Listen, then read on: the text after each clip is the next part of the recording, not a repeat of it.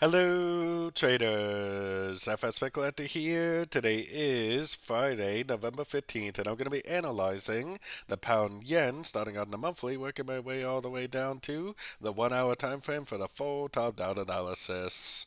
But don't forget to check out my website, fxpipcollector.com, if you would like to get access to my swing trade setups, my daily members only live streams on Zoom, and my 34 video trading course, all included for only $30 per month.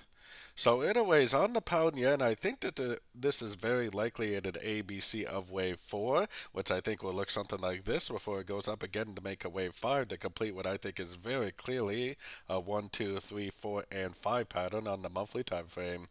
Taking it down to the weekly time frame.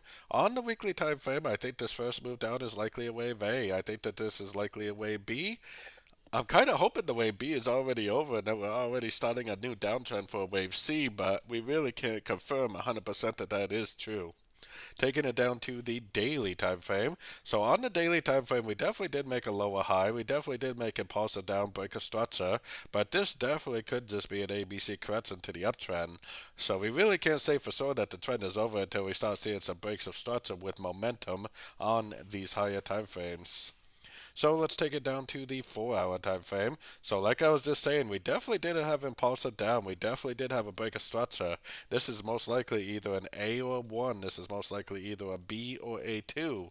I'm hoping this is a 1, 2, 3, and this thing just starts a brand new downtrend, breaking structure and never looking back. But we have to realize that it might just be an ABC.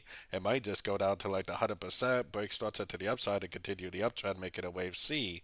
So we're either in a wave C or we're in a wave 3. So taking it down to the 1 hour time frame. On the 1 hour time frame, I definitely would be looking for shorts right now. If it really is a wave C, then it should take out the low of wave A. If it's a wave 3, then it's going to go much, much further than that. So I definitely am looking for shorts. I wouldn't be trying to go short now. I would only be trying to go short on pullbacks. If it's a wave C, I would probably target around the 100% Fibonacci extension. If it's a wave 3, then we got a much, much bigger move to the downside ahead of us. So I'm looking for shorts at the end of pullbacks. Well, hopefully we learn and earn whether it's a wave 3 or whether it's a wave C. So don't forget to join my free Discord channel, which is linked over here in the corner. And as always, thank you and happy trading.